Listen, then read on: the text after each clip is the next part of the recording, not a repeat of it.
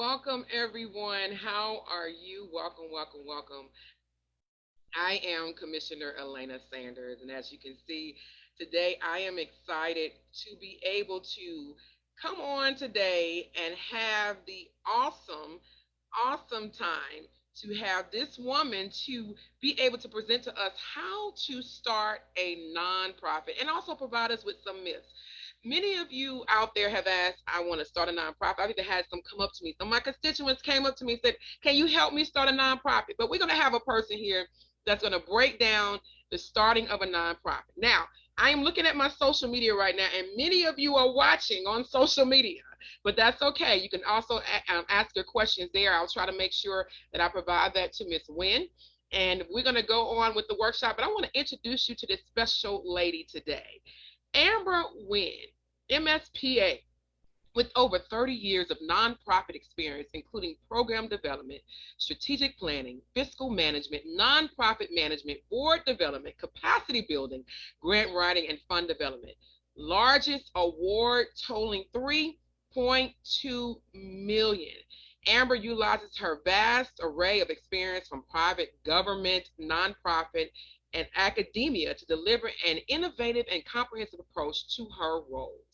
Amber has served in numerous positions, including program administrator for Congressman Maxine Waters, Community Build Inc., and Sustainability Community Revitalization, an economic development organization and a grant writer and media outreach director for UC Cooperative Extensive in Los Angeles, as executive director for Girls Inc. of Los Angeles, as the philanthropic development manager for the Vita Inc., an international Fortune 200 healthcare company, the associate director for the Pancreatic Cancer Action Network, a grant-making nonprofit where she awarded over $7 million annually to top pancreas researchers in the nation. In her current title, Philanthrepreneur, and owner of a boutique nonprofit consulting firm, she helps nonprofit founders find their nonprofit organization for long-term impact and sustainability. Excuse me, let me go back and say that. She helps nonprofits fund their organization for long-term impact and sustainability. Amber received her undergraduate degree in English from Loyola Marymount University, a technical writing certificate from CSU Dominican Hills, as a Master of Science degree in Public Administration from California State University in Los Angeles. Ladies and gentlemen, I am going to introduce to you, and I'm telling you, a phenomenal woman here today, Miss Amber Wynn. Welcome, Amber. Hi, thank you so much for having me, Commissioner. I am excited to have you on today to be able to speak to my followers, my constituents. I also call my constituents my neighbors, to be able to speak on nonprofit organizations. So this is a time that we are needing this. So Amber, take it away. Thank you so much, and I'm excited to be here. As the Commissioner said, I have tons and tons of experience. But more than that, I guess I have lived experience, right? And I'm going to share that with you this evening. As she mentioned in that long bio, I have over 30 years of experience doing everything from emptying the trash to giving out $7 million annually.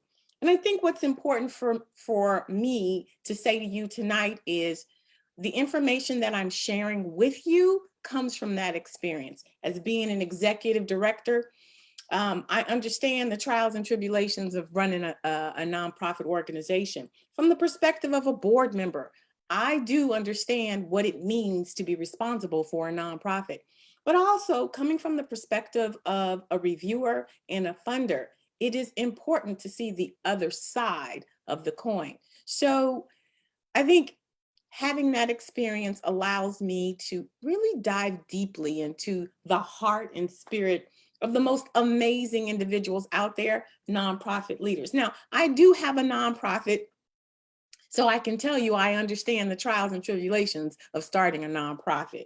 And I wanted to share all of my information with you today, especially if you're just thinking about starting a nonprofit. You know, there's so much misinformation out there about nonprofits, and people with really great intentions and great hearts, they get into this I want to say you're duped, right? People will say, oh, girl, just start a nonprofit. And you just think that all of this grant money is out there. But there are rules of engagement. And that's what I'm going to share with you tonight, right? So let's look at our agenda. I'm going to talk to you about the roadmap for starting a successful nonprofit, because there is a roadmap. If you're out there right now and you've been trying to figure out how to start a nonprofit, it's not something that you have to make up. The IRS has already laid that out, and I'm going to share with you what that is. And then you may be wondering, how much does it cost to start a nonprofit? Is there money out there for me to start a nonprofit? We're going to go over all of that. And then I'm going to share with you the top 5 mistakes founders make that impact funding. Listen, let me just stop and say the majority. All right, I'm going to keep it real. Everything I do starts and ends with money. I am a fund developer by trade.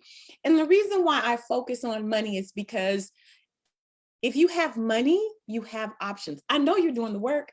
The majority of you out there who have nonprofits, you're self-funding them. So I don't worry about you doing the work. I know you're going to do the work. For me, it's about you having the type of life, the quality of life that you're providing your clients. So I want you to look at a nonprofit from a different perspective. I want you to look at it for what it is, which is a business. It's a nonprofit is a business with a philanthropic purpose. So we're going to look at the top 5 mistakes that founders make that impact funding. And then we're going to look at the 3 things you should do now that you have a 501c3. Commissioner can attest to this, but I know for me, people will say, I just got my 501c3. How do I get grants? No. When you get your 501c3, if you haven't been delivering programs and it's just a concept, the very first thing that you don't want to do is get a grant. But I'm going to tell you what you want to do once you get your 501c3 that's going to powerfully position you for a grant. And if you stay on through the entirety of this webinar, I've got a special bonus just for you. All right, so let's get started. And I always start my webinars off with definitions because, as I said, there's so much misinformation out there. So if you already know what the purpose of a nonprofit is, just hang tight for a minute, because it's important for me to define what the role of a nonprofit is. Some people start nonprofits thinking it's their retirement plan. They think that they're going to switch from working with crazy people in corporate or government or whatever, and they're just going to start this nonprofit and life is going to be grand. There is a purpose for a nonprofit. So the purpose of a government is to make laws, to enforce laws, and protect the people. And then you have the for-profit company, and their purpose is to make money, drive economy, and make technological advances. And then somewhere in the middle is the nonprofit organization, right? We provide the direct services, we create value systems, and some of us are even watchdogs. But the reality is the purpose of a nonprofit is to fill that gap between government and private sector. So it's a very important role. And because the government recognizes that nonprofits are the heavy lifters, they have created special tax exemptions to incentivize people to support the nonprofits. And that's what those tax write-offs are. So it's not by mistake that, a company or an individual will get these tax write-offs. The government has put them in place to incentivize outside sources to help fund the organization, because it realizes how very important the nonprofit is. And as I was stating earlier, there is no mystery to what it is that the government expects nonprofits to do. It is mapped out. They have a clear map. They expect you to have and create an infrastructure that is in alignment with the IRS rules and regulations. They expect your nonprofit to be managed, to be governed by a group of people, entity who have the experience, the knowledge, the resources. Their responsibility is to fundraise and to support the executive director. That is how it is written up. Now, that may not be what's going on in your nonprofit. If you are the founder in particular, it's more than likely that you've got the world on your shoulders and you're doing everything.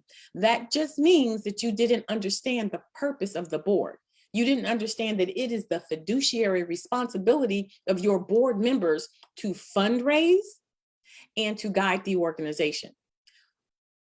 Side note, for those of you who did not know, your governing board can hire and fire the executive director. That is the way that the IRS set it up. It doesn't matter that you founded the organization. It doesn't matter that you spent 20 years building it up. It doesn't matter that you spent 20,000 of your own dollars creating this nonprofit. At the end of the day, the board has the fiduciary responsibility of hiring and firing you. So that is the way that the IRS has set up the nonprofit. So you do these two things. You build your infrastructure, you establish your governing board, and then you incorporate your organization. After that, you make an impact, and then after that, you seek funding. That is like the nuts and bolts of starting a nonprofit. We're gonna dive a little bit deeper, but I just wanted you to understand that there is a roadmap for it, right? A lot of people jump in and they make it up as they go along, making it a whole lot more difficult to receive the funding, but there is a roadmap. So this is a roadmap. Let's look at it from an aerial view. And it is a roadmap, but what happens is some of you guys take these little detours because you don't understand that there is a clear pathway. There's a clear pathway and you get lost in the bushes and you get lost in the forest. It's all good. It's all good because your girl is right here and she's going to help you get back on track. Here's another important part, especially for those of you guys who are thinking about starting a nonprofit. A nonprofit is a business, and people get upset with me when I say that, but just in its founding, it's putting the way you put it together, it is a business. So there's two steps. Step one is with the state, and with the state, you are forming a business, right? And then there's step two, and step two is with the IRS or the federal government. And that's when you are determining the purpose of the business. So if you have a person who is preparing your paperwork, you may not even know any of this, but it's important that you do. I'm going to share with you right now, what is the difference? Okay, so step one, it's when you say to your state, I'm going to form a business, right? You get your articles of incorporation. Basically, you're saying, hey, state, I'm going to form a business. They need to know, because they're going to get their money, right? But they need to know what type of business. Are you going to be an LLC, right? Are you going to be a corporation? Or are you going to be a nonprofit? Whichever you determine that at the state level.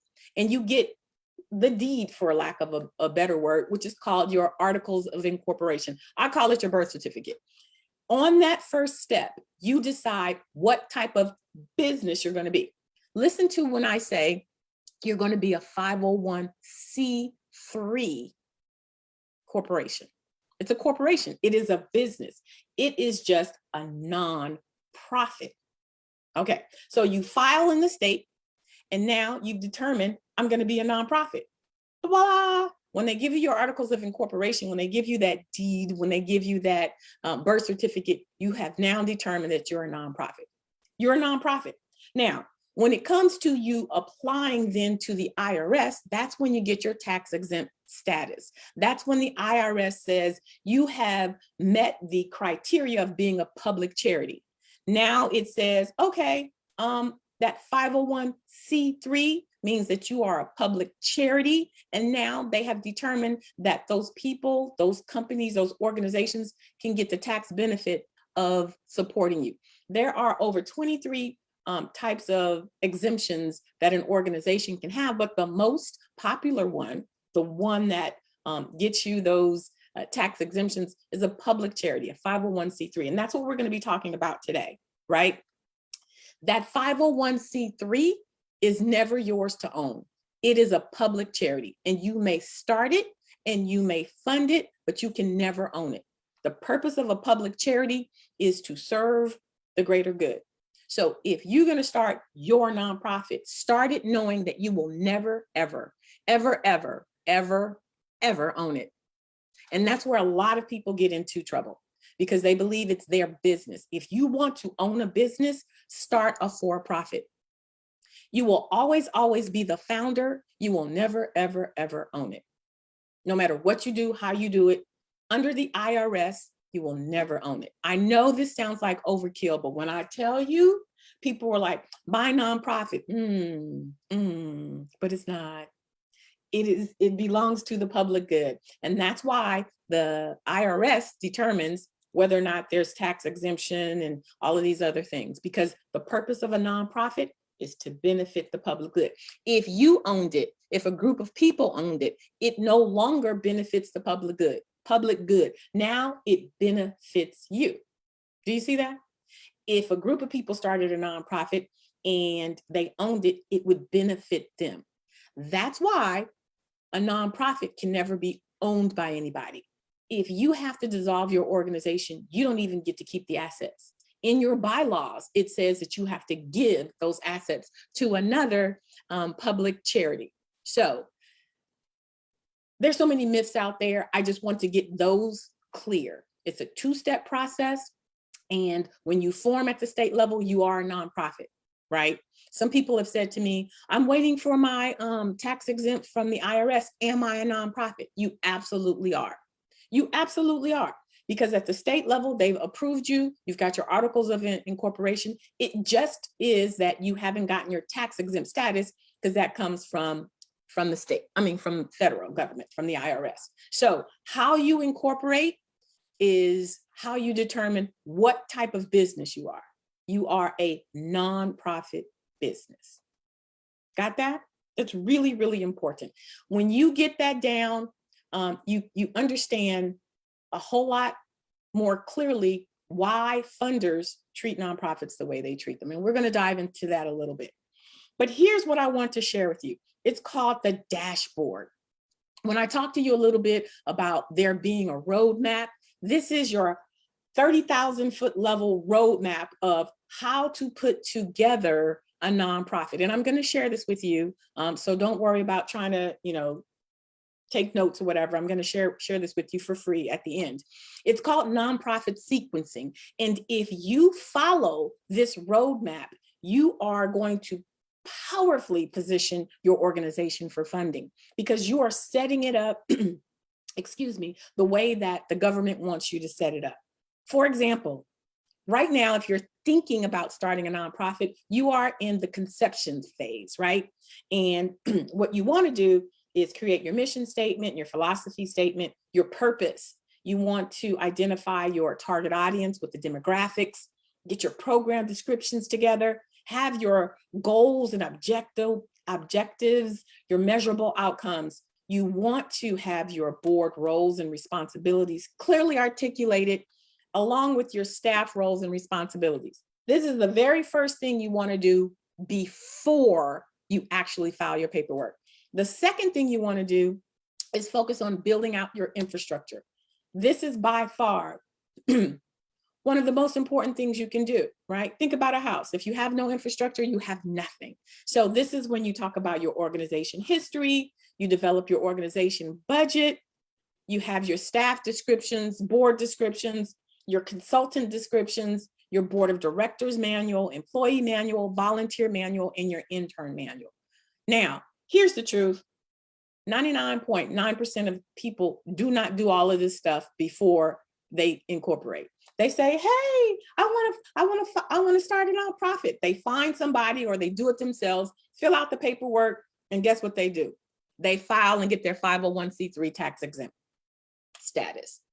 I'm telling you, if you want to scale quicker, if you want to get money 3 times faster, don't just file. Here's what happens. You have professionals out there who know the IRS inside out. They have submitted so many articles of incorporation. They know what it takes for you to get approved, right? That's a good thing, but it's also a bad thing. You don't want to just start in the middle. You want to do 1 and 2 so that by the time you get to 4 and 5, you don't have to go back and do 1 and 2. And I guarantee you, you're going to have to go back and do 1 and 2. So start off the right way, start off powerfully. and build your organization, build your organizational infrastructure the right way, because it's going to help you get to funding quicker. Funders are not going to fund you if they don't understand your mission.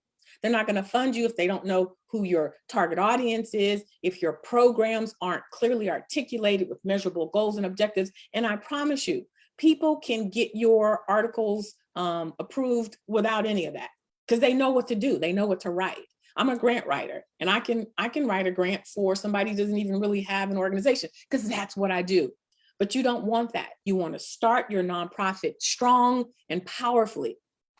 Then you have the fourth column, which is your operational infrastructure. If you see here, you're going to select your board before you hire your staff, because your board is responsible for running the organization. So you want them in place first. Then you're going to hire your staff, train your staff. You're going to order your materials and supplies, create forms and templates, buy your equipment and your technology, put up your website, your social media, your branded products. And then finally, this is the step that now you're ready for funding. People will incorporate their 501c3 and say, hey, I'm ready for grants. But you see here, you're really not. You've got to do, some stuff, create some impact in the world, and then you are able to qualify.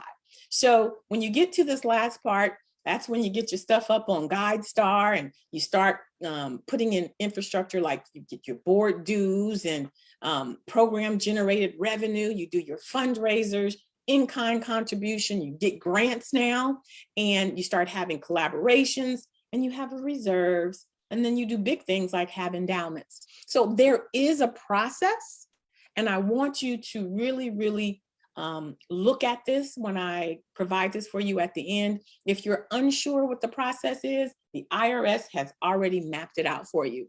More than that, I have what I give out for free. It's called How to Start Your Nonprofit the Right Way in 90 Days. And this is a calendar that I will provide for you, again, for free. Thank your commissioner. 30, 60, 90 days. If you're unsure how to start your nonprofit, you can do it in 90 days or less. And with this calendar, it does week by week. All right. First thing you want to do is identify your demographics. It shows you right here, market research. On your first week, that's what you're going to do. Your second week, you're going to build your nonprofit infrastructure. Your third week, you're going to work on your program descriptions. This 30-day calendar, so the dashboard gave you the 30,000 foot. The 90-day calendar is going to get very granular. It's going to tell you exactly what you need to do and when. So if you are uncertain about what to do, you will have the roadmap. You'll have the 30,000 foot version, and then I'm going to give you the step-by-step. There will be absolutely no questions when you're finished with this roadmap. All right. So how much does it cost to start and run a nonprofit? People ask me all the time, how much does it cost to start? You don't want to just know how much it costs to start. You want to know how much it costs to start and run.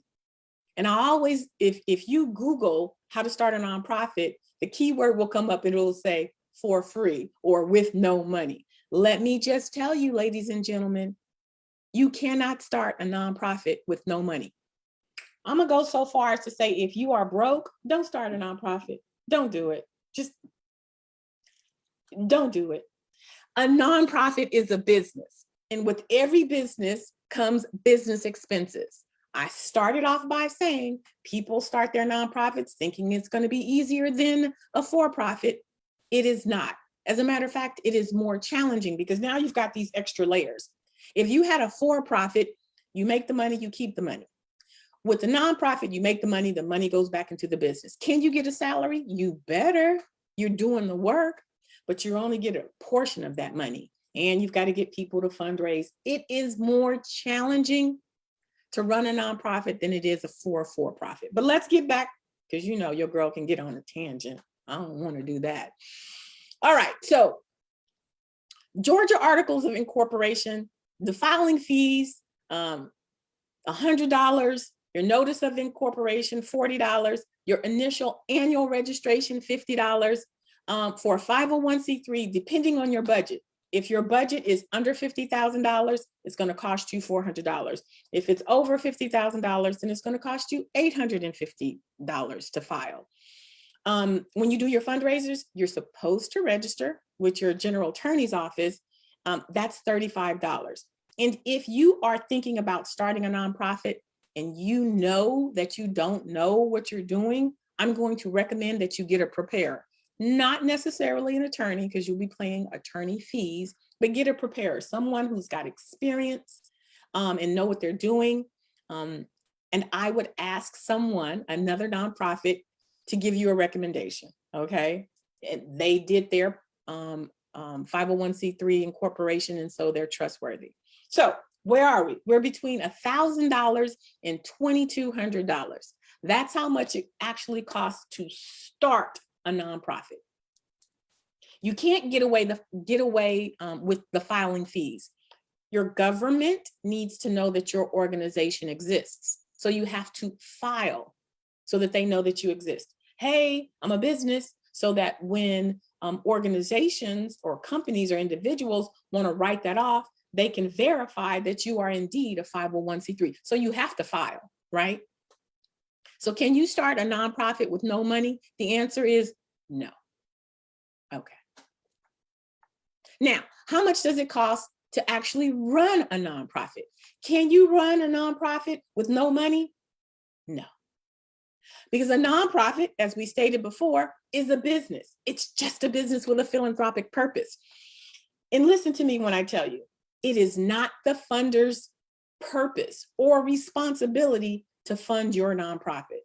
I know that sounds odd, right? But I'm going to say it again. It is not the funder's responsibility or purpose to fund your nonprofit. The funder's purpose is to partner with qualified nonprofit organizations. They're going to collaborate so that they can get their funding goals accomplished. That's why a funder's out there, right? It's not to fund your business. It's they have established and they said, we want to make the world a better place. So we're going to partner with these qualified nonprofits who are going to help us accomplish our funding goals. A lot of times people start nonprofits thinking, oh, this funder is going to give me money and they're going to pay for my rent and they're going to pay for, that's not their purpose. And so when you get into this space and you're like, I don't understand why I can't get this money, it's because it's not the purpose of the funder to give you money. If you go in understanding that the nonprofit is a business and it is your responsibility to cover your business costs, and the funder is going to partner with you to cover your program costs, then you will be so much better off. Let's go into that a little bit. Oh, this little red part down here. Are there grants out there to cover starting a nonprofit? No. Why? Because starting a nonprofit is starting a business. And when you start a business, what typically happens? They tell you, oh, have capital, and this is something that you're responsible for. It's the same for a nonprofit. They're not going to give you money to start a business because you are responsible for that business, right? So these are some of the myths that have gotten people off on the wrong track. They thought, I'm going to start this nonprofit and all of this grant money is just going to come falling in. It's not going to happen. It's not going to happen, y'all. But if you understand what the IRS expects, what funders expect, and you get your organization set up properly, you powerfully position yourself to qualify for. And we're going to talk a little bit more about that. But right now, I want to talk about business expenses, those things that the IRS and funders expect you to cover. They're called administrative costs, right? Things like salaries and benefits, the rent for the place where you're going to deliver your programs and services, utilities, the electricity to keep the lights on, the internet, insurance, your copier machine, your computers, the furniture, your office supplies, banking fees, consultants. The IRS and your funders expect you to cover those costs. Are you saying, Amber, that's the whole organization? Pretty much, yeah. Yeah, pretty much that's what they expect. They expect you to cover your business expenses. All they want to cover are the program costs. So what does that mean? That means They expect you to cover all of the expenses that it takes to run a business. And that's everything that would still be there if the program wasn't there. So if you're doing tutoring services, you're going to have to pay for tutors. That comes from the funder. That's a program cost because those tutors wouldn't be there if the program wasn't there. Now, a lot of the times, if you're a good grant writer, you can get a portion of the rent and a portion of the utility, some insurance because you know the liability, meaning if the kids weren't on there, then we wouldn't have as much liability. You can get some of that on the program budget, but generally speaking, you need to be able to cover your business expenses. How much is that, Amber? I'm going to say safely because I don't know how much rent is in Georgia. I'm in California, by the way, and it's ridiculously high. But I'm going to say monthly, you should have available $3,500 to run your nonprofit. This is not grant money. This is the money that it costs to run your organization. I tell people safely, if you're going to start a nonprofit, you should start with at least $25,000 in the bank because it's going to give you time to get up and running and to get your nonprofit to a place where it is now fundable. Fundable doesn't mean just grants. We're going to talk about that in a second. Fundable means that you can get money from different resources. Now, I realize that at this point, some of you guys probably aren't happy with me, but your girl is never going to lie to you. I am going to set you up powerfully so that your nonprofit can flourish because as Commissioner Sanders said when we first started, the world is in need of nonprofits. If you are struggling trying to keep your doors open, if you're struggling trying to pay yourself, trying to pay your staff, guess what you're not going to be doing? You're not going to be providing the quality services that your community needs. And so that's my position. My position is let's get you funded so that you can be about the business of serving your community. So I'm always going to tell you the truth. And for those organizations who have been floundering, not being able to figure out how to stop self-funding their organization, I want you to listen to me. It is because your infrastructure was not established properly. And so when you look at the rest of these slides, think about what you can do to make the adjustment to get you back on track. Right now, you're in those woods. Remember back when you got off track? You're in the woods. We're going to bring you back home.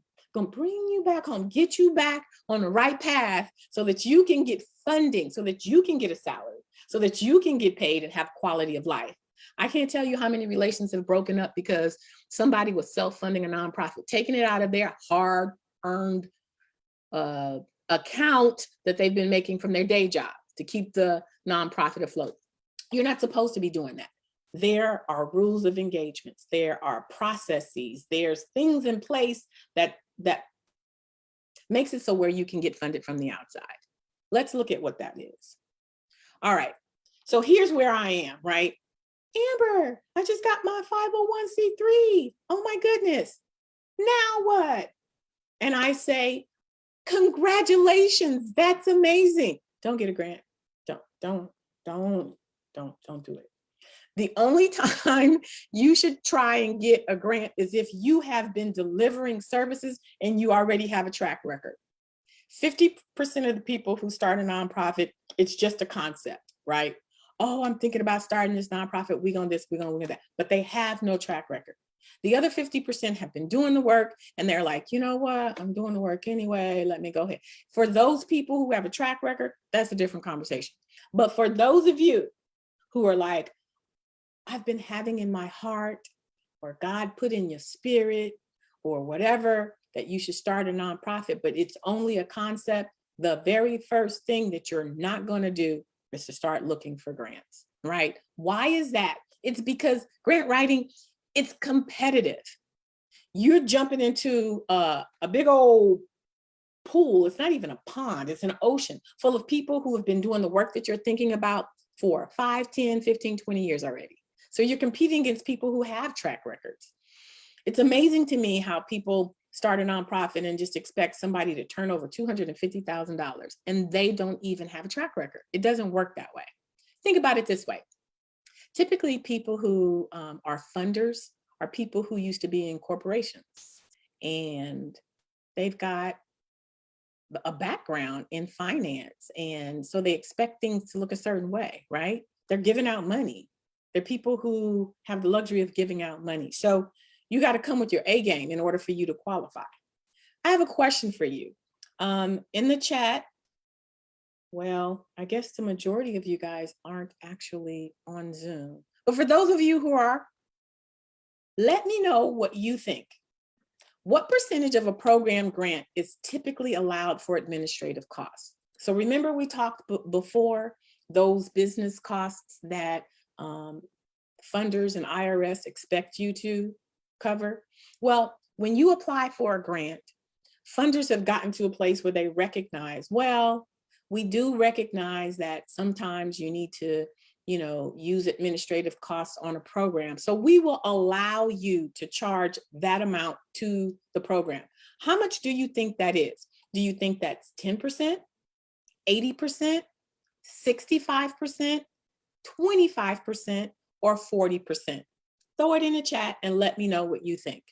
Remember, this is what a funder is allowing you to charge. So that's salaries and utilities, and they will allow you to charge this percent to the grant. What do you think it is? All right. So kind of like a trick question. So for foundations and in government grants, it's typically 10%. For some government grants and some funders, it's 25%. So on the high end, you can charge 25% of that $250,000 grant for administrative costs. What does that mean?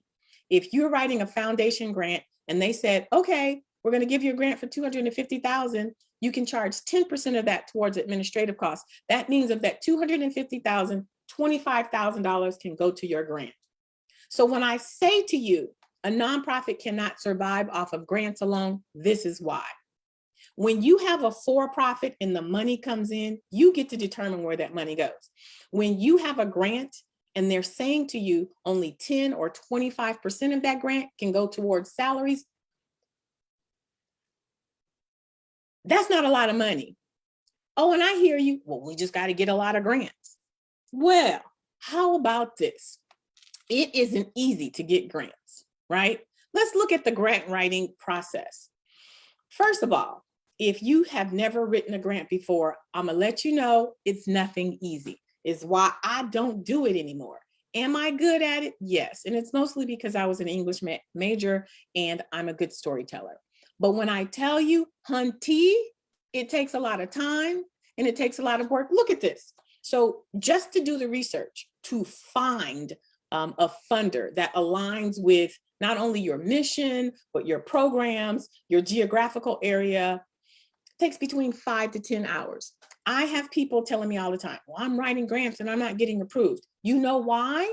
Do you know why? The number one reason reviewers and funders say grantees don't get funded is because they don't read guidelines.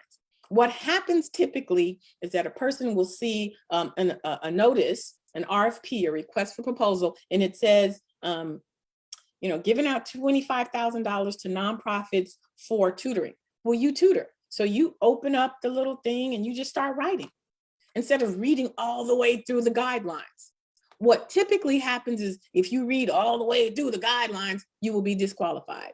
This happens more times than not. That's why it ends up taking 5 to 10 hours before you can identify a funder that you are really qualified for. I close my door, right? I put on my Maxwell, I get 3 highlighters and I highlight. I highlight what are the things that they're saying will disqualify you? What are the things that'll give you extra points? And then what are the things, so qualify, disqualify, and extra points. And usually what happens, if it's a 15-page RFP, on page 14 is going to be something that disqualifies my grantee, my client. So then I got to go to the next one and then the next one until I find those where there is a perfect match. So that's 5 to 10 hours. Then just to develop a general proposal and a budget is another 10 to 25 hours. Then to submit a letter of inquiry. Now, an LOI is usually something that's between 2 and 5 pages.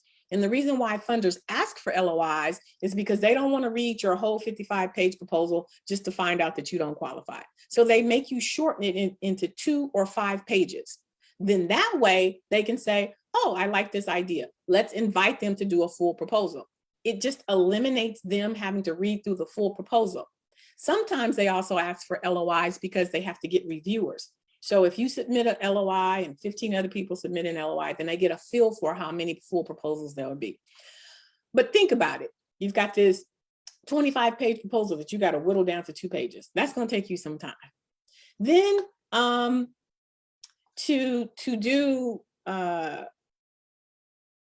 to receive the request for a formal application, it's going to take 2 to 4 weeks before they extend that to you.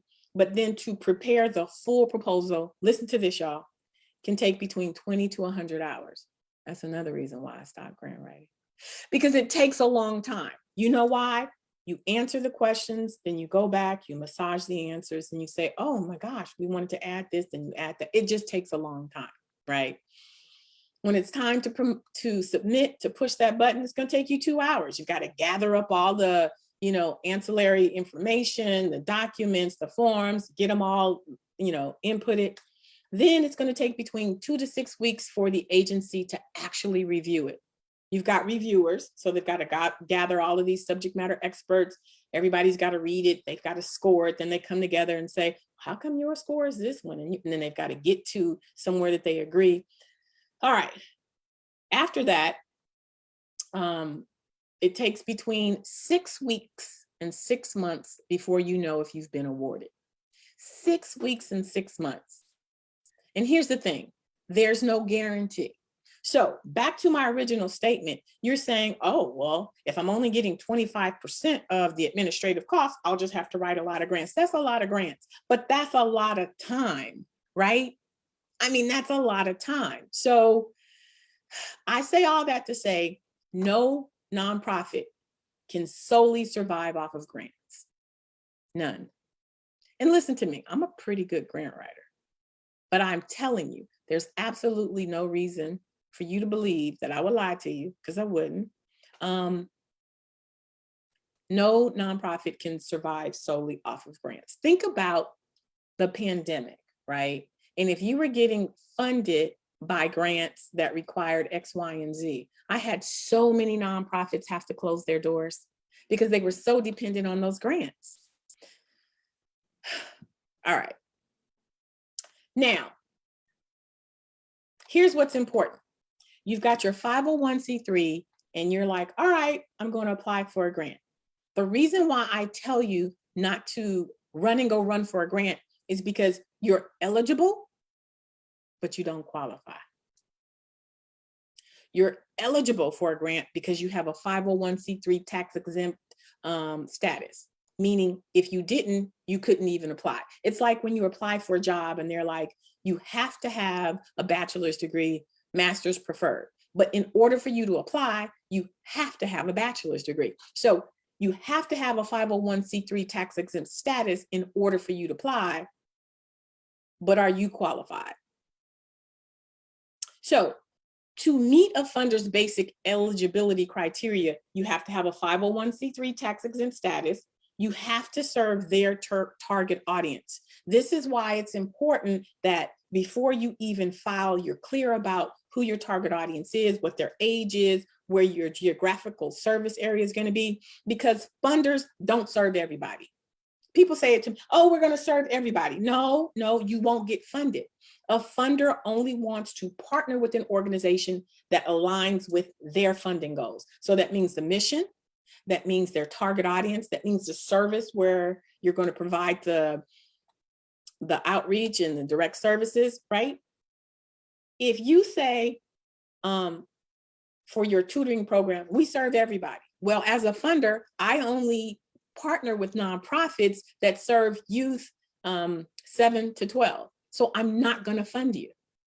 It's not the other way around. Oh, well, it should be fine because I serve everybody. No, as a funder, I'm not going to touch you because my funding objectives don't align with your mission. So that's why it's easier to get funded if you are very narrow than it is if you're very broad. Funders believe that they're going to get a return on their investment if you do as few things as possible. Some of you guys believe, oh, I'm doing this and I'm doing this and I'm doing, it's not impressive to a funder. If you do 2 things great, we'll feel more comfortable with you than you doing 15 things mediocre. So when I tell you to streamline your mission and be clear about those things right there, your mission, your target audience, your geographical, that is going to set you up powerfully for success. But those are the things that will make you eligible for a grant. To qualify for a grant means that you have to meet a more stringent criteria. They want to know that you're professional, right? How do they know that? Well, they look at your website. Do you have grainy pictures on there? Is your mission on there? Like, it doesn't represent you. Do you have a .com or .org? It makes a difference, guys.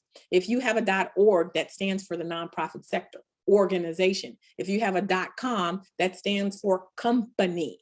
And because there's always more grants, there's always more applicants than there is grant money, we as funders have to find legal ways to eliminate you.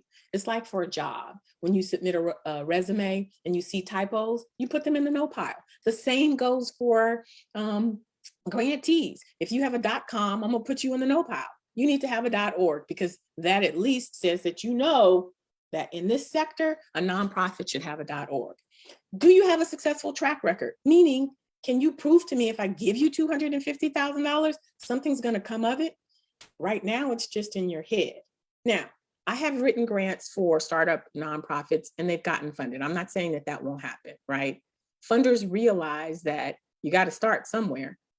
And I'm going to talk to you a little bit more about how to get to that level. But do you have an annual budget? Listen to me when I tell you, a budget is not how much you fundraised last year. A budget is not how much you think you're going to get. A budget is how much it costs to run your organization.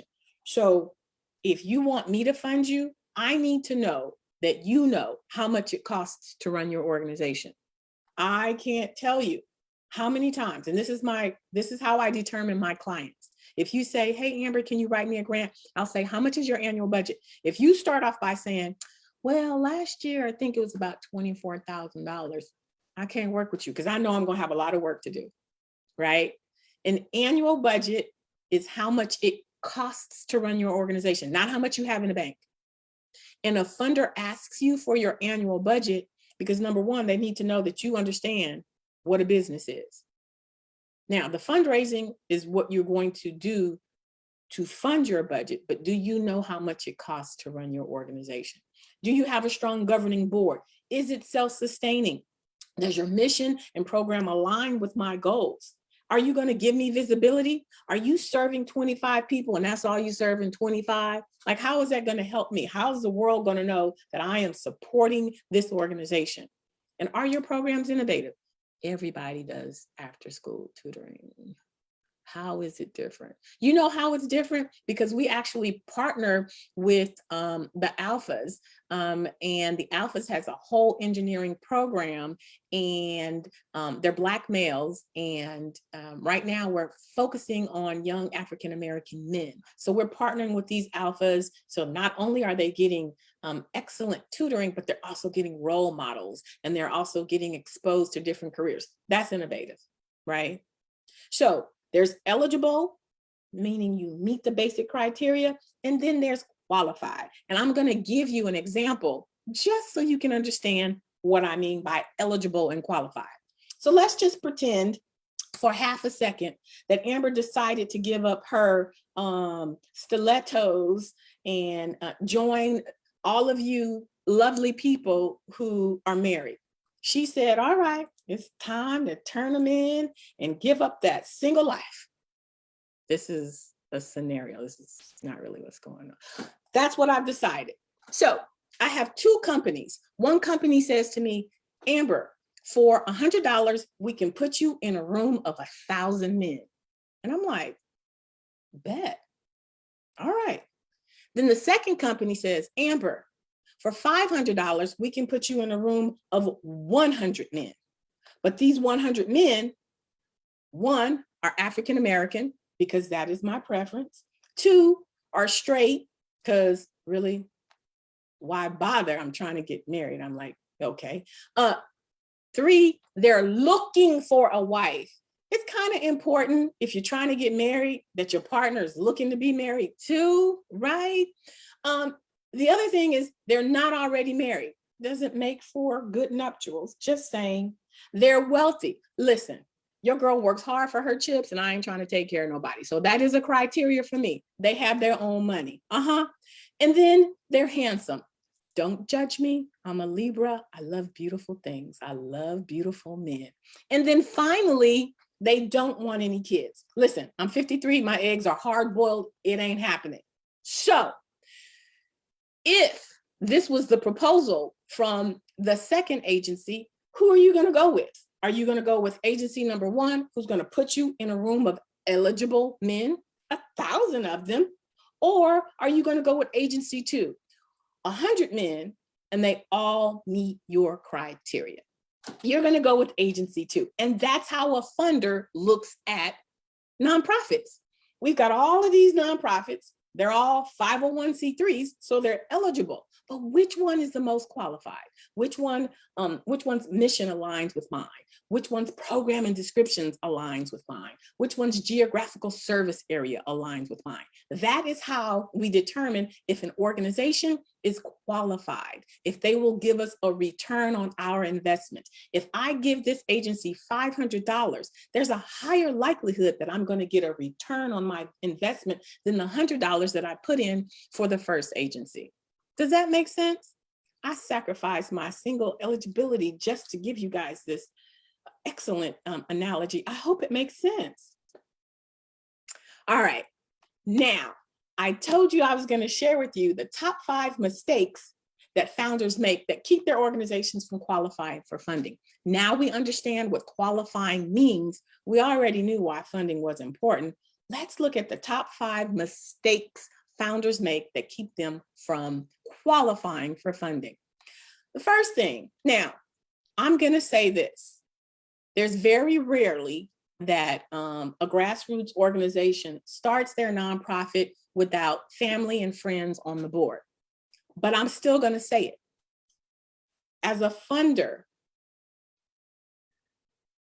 I'm going to encourage you, if you haven't already started your board, not to start it with friends and family.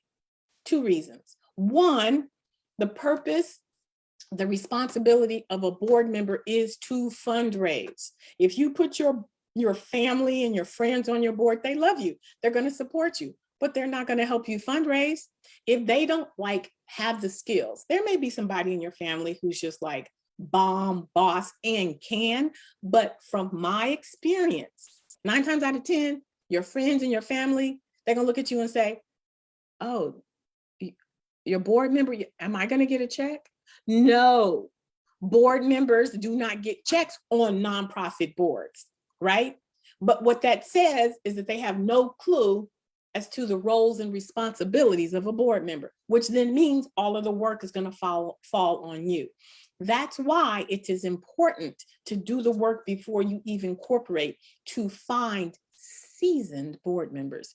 Seasoned board members is going to make your life so much easier. They know coming in that they're responsible for fundraising. So you're not going to have to beat them over the head for board dues. You're not going to have to beat them over the head to fundraise to pay your salary. They know what their roles are. So number 1, start the nonprofit with with friends and with family members and friends. That's a mistake.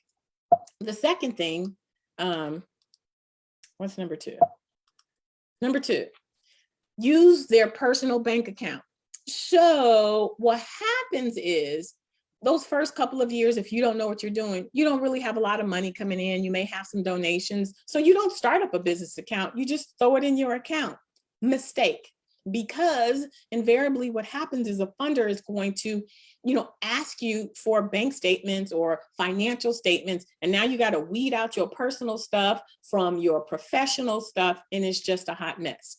If you are thinking about starting a nonprofit, or if you've been starting your nonprofit and it just haven't been doing that much, get your own professional bank account separate from your personal one.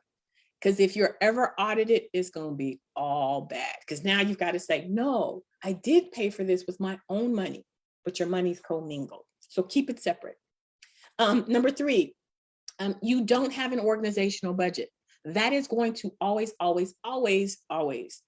make it difficult for you to get funding. Because as I said before, your financial statement, that is your most important financial statement and organizational budget, because it tells the funder how much it costs to run your organization.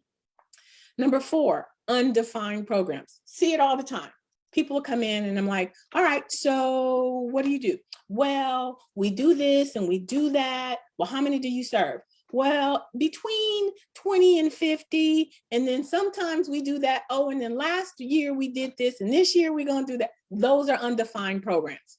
Your programs need to be, we have 6-week workshops. We run them 3 times a year. We serve 50 clients. We graduate 20%, whatever. It has to be very clear. It can't be nilly-willy, some vague concept. That will prevent you every time from qualifying for funding.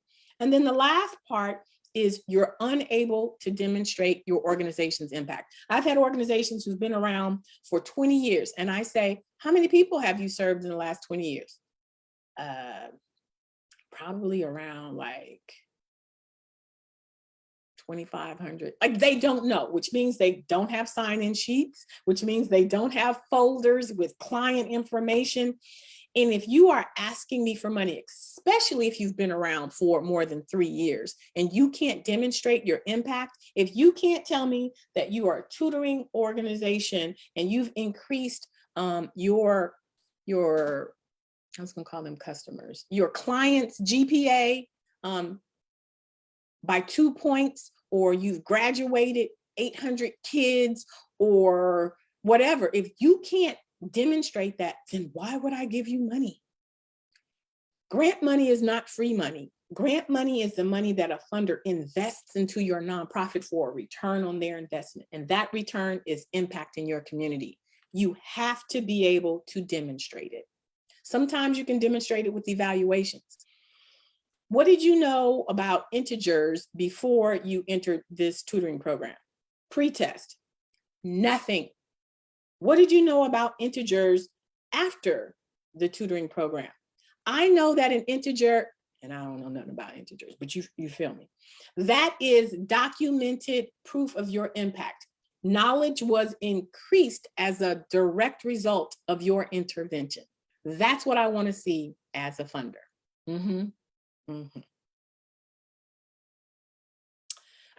Commissioner, do we have any questions? Because I've just been talking. I can talk, but I do want to pause. Fine. I think you are hitting it on the spot. They don't have any questions this time. I'm looking in the chat, but I'm actually paraphrasing some of the stuff that you're doing as well. So you're completely fine. Okay, great.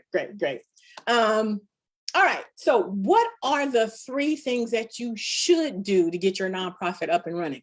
I have said over and over, don't try and run and get a grant. So what should you do? I just started my 501c3. I've got my tax exempt status. Yay, Amber, what should I do? So happy that you asked. Here are the 3 things you should do. But it all comes under the title of getting funding ready, right? This is what you're going to do. Number 1, build your organization infrastructure. Remember in the dashboard, the 30,000 feet roadmap, that very first column, the very second column is to build your infrastructure, right? What does that mean? That means that you want to position yourself to qualify for that money. What does that look like? It looks like having more than just your tax exempt status. It looks like being competitive, right? And being competitive means that you have a solid infrastructure. It's very challenging to get funding when those things aren't in place. It is the reason why I stopped writing grants is because I spent more time building my clients' infrastructure than I actually did writing grants. Like I knew, and I'm never going to take anybody's money, right? I mean, so many people have gotten duped before they came to me because there are nefarious people out there and they know that you don't know what you should know and they take your money. And so when people came to me, I would spend time building up their infrastructure so that they could qualify for a grant, right? What is an infrastructure? It's those things that we mentioned before: your mission, your programs, your measurable outcomes, your goals, right? It tells the funder who's doing the work, what's the work that's being done, when it's being done, where is it being done, and how is it being done. That is the foundation for your infrastructure. It establishes your organization's credibility. It provides your funders with the information that they need to make an informed decision. Like, I'm supposed to give you $250,000, but I don't know how many people you're going to serve. I'm supposed to give you $250,000, but you don't know how much it actually costs to run your organization. This is information that a funder's always going to ask for. This is how you qualify for funding. And this is information that every funder will request, not just for grants, but for corporate sponsorships, all types of things. You need to know this information. What? Your agency background. Yes, they're going to ask. They want to know what makes you unique. They want to know what type of expertise you have that qualifies you to deliver this program. What makes you more fundable than your competitors? So you always need to have an agency background. People will say, well, our nonprofit was established in 2019 because, we saw that there was a need. That's all fine and good, but your agency background should talk about what type of experience you have that makes you more fundable, more qualified than your competitors. Program description. They want to know what the scope of work is, what are your deliverables, and what impact you've made. So it's not just enough to say, oh, we're an after-school tutoring program for underprivileged kids in urban communities. No. You need to say, we are delivering SAT prep. We are doing math, something or other, English, something. When are you doing it? We're doing it every day after school for 2 hours.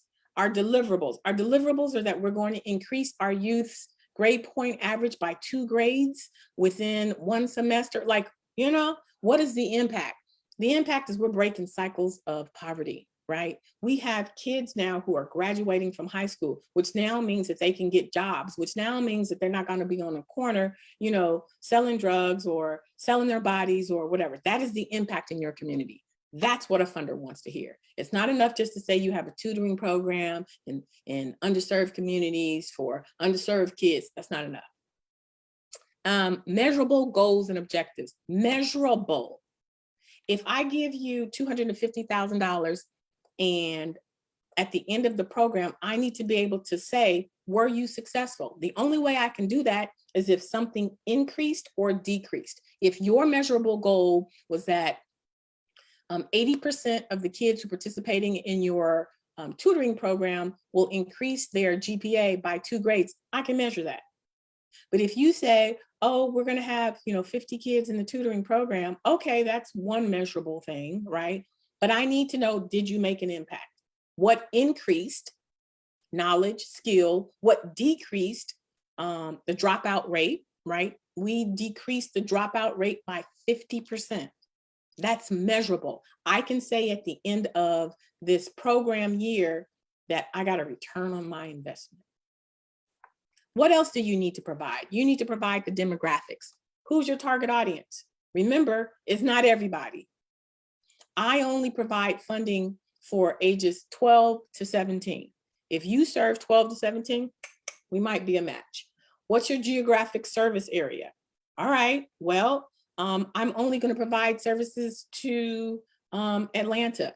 Well, guess what? Your program's not in Atlanta, so you don't qualify. What age? What gender? Sometimes that does matter. I mean, we're in a different world right now with the whole gender thing, but when I was executive director for Girls Inc., we served girls. And I would have people come, well, you don't serve boys. We don't. We serve girls. Our research is based off of girls. I can't tell you what you get if you put your boy into our program. We just do girls. So, there are some female oriented, there's some male driven focuses out there, right? So I, as a funder, just need to know what you focus on. No judgment, whatever. I just need to know because my funding goals are specifically for girls, right? What else should you know? Well, if you are trying to get funder ready, I'm going to, as a funder, ask you for your roster of board of directors. I'm going to ask you because I'm going to look and I'm going to say, all right, so we've got Amber Wynn, and she's an owner of a nonprofit consulting firm. All right, we've got Alana Saunders, and she's a commissioner. Oh, okay. We've got, and so this is what we're saying as funders. You have people on your board who are movers and shakers and who are going to support your organization. Now, if I read Amber Wynn and she's a barista at Starbucks, okay. Alana Saunders and she works at Foot Locker, okay. Like that, I'm not impressed with that, right? If you got Mookie Pookie and Sheik and them on your board, then there's a high likelihood that Mookie Pookie and Sheik and them, they're not fundraising and they're not driving your organization to its optimal. That's why we ask for board of directors rosters. Who is governing your organization? Mm-hmm. And for example, let's just say for your tutoring program, it would be impressive to me if you had someone from the school board on your board, or a teacher, right? Or, someone in that area that you focus on. If you're doing homelessness, it would impress me if you had a real estate person on your board, or if you had a mental health person on your board. It makes sense that that person could help to move your organization forward. Annual budget. We keep coming back to that, don't we? We keep coming back to annual budget because it is the most important financial document that your organization will ever produce. The annual budget tells a funder, tells your board, tells anybody interested in investing their time and their money what your priorities are. You see it on the budget. I have individuals, and where it says executive director salary, there's a big fat zero. And I say, so who's running the organization? Well, I'm running the organization. Really? Because actually you're a volunteer. Well, you'd think that the funder would be happy it's saving them money. No. A funder wants to know if something's going down, I can pick up the phone and there's somebody accountable. A volunteer can come and a volunteer can go. But if someone's receiving a salary, then I know that they are accountable. Do you see how you look at things differently versus how a funder looks at things? It's important to understand that your annual budget shows the priorities of your organization. And this is what an annual budget should look like, right? Your indirect costs, which are your administrative costs or your operational cost or your overhead costs. Your executive director is making a salary. Your administrative assistant is making a salary. The benefits, right? And then remember I told you, if you are a good grant writer, you can make rent go to your program costs. For example, let's just say you have a little office that's 900 square foot. You're going to rent out somebody's multi-purpose room, and you're going to put that to the program budget because you have to have a space for your kids to do their homework in. And it's justifiable because you can't squeeze all of those kids into that 900 square foot office. So therefore, you can justify having the rent for that space. But this is what a budget is supposed to look like. You're supposed to know how much it costs for your overhead and then your program costs. And I have a little secret for you. If your budget is under $150,000, as a funder, you're not a bona fide business. That's just a little secret. I have people coming to me with budgets that are 32,000 and 50,000. That's a good program budget number, but for an organizational number, rule of thumb, your organizational budget should be over $150,000. Think about it. If your salary, unless you're working part-time, your salary should be no less than $80,000. So if your entire budget is $150,000, what type of program are you running? What type of organization are you running? That's how a funder looks at your budget. Is it realistic? Is it professional? Are you able to do what you say you're going to do? Not with $32,000. So, rule of thumb, make sure your budget comes at least 150. 250 is probably really solid, right? All right. So, second thing you should do after you get your 501c3, network and collaborate. I can't tell you how important this is. Why? You want to get visibility. You want everybody to know who you are. Now, you may think that starting this nonprofit means that you're going to be at home in your jammies, sipping on coffee, making your calls. No. You need to be out in the community. You need to let people know that your nonprofit exists, right? You want to make sure that the funders see you. The people who are connected to those funders see you. You want to know the key influencers, supporters, potential board members, volunteers. That's what you're doing as soon as you get your 501c3. What does that mean? That means you need to get in front of your elected officials, commissioner, right? Your elected officials know where the money's coming, where the money's going. They know what programs are doing work in the community. Your elected officials are the stakeholders. They're the keepers. They're the keepers of the knowledge. They're the keepers of the money. So you want to schedule a meeting with them. And then 9 times out of 10, you're not going to meet with the actual elected official. You're going to meet with their representative. And that's fine, because the representative goes back to the elected official and say, hey, I met with Myra. She's got this amazing program and I think we should fund it. Perfectly fine to meet with the representative. You want to let them know who you are, what you do, and when you do it. You want to not ask them for any money. I'm going to say it again. Do not meet with your elected representative and say, I need some money for my nonprofit. Don't do it. Don't do it. Don't do it. You know why? Nonprofits come to the elected officials all the time and say, I need money for my nonprofit. You want to stand out. You want to be different. What you say to them is like, hey, I started this new nonprofit and I really want to be a resource to you. Is it possible that you could post an article about our services that we're providing in your newsletter? You can? Great. What's the word count? Wonderful. When can I get that to you? Write it for them.